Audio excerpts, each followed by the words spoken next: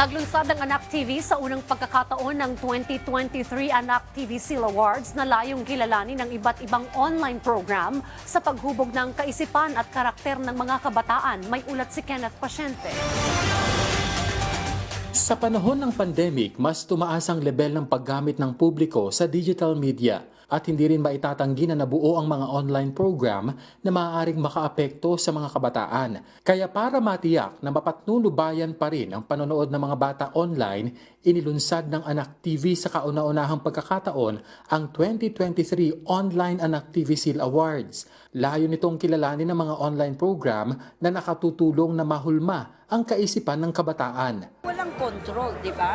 So, kailangan maging awareness. Sabi ng mga board member, ay kailangan mag-online na tayo kasi para mag-guide natin din ang mga bata kung itong program na pinapalabas, child-friendly, child-sensitive. Magsisimulang tumanggap ng aplikasyon ng Anak TV sa Setyembre hanggang Oktubre mula sa mga member network nito at gaganapin naman ang awarding sa Disyembre. Magiging mabusisi naman ang mga juror sa mga makikilahok. Ito ba, iniwan yung mag-isang anak nyo, naggagalaw ng mga gadget? Safe ba sila manood ng ganitong program?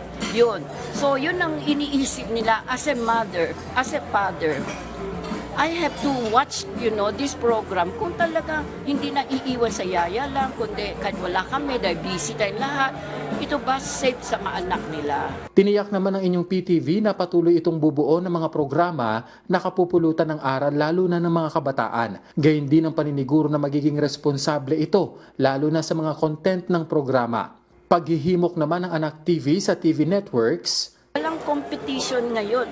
Lahat nagtutulungan. So, it's a good sign. Tapos may government, may private, no? So, for the sake of the future of the next generation, ito mga kabataan, lahat nagkaisa. Kenneth Pasyente para sa Bayan.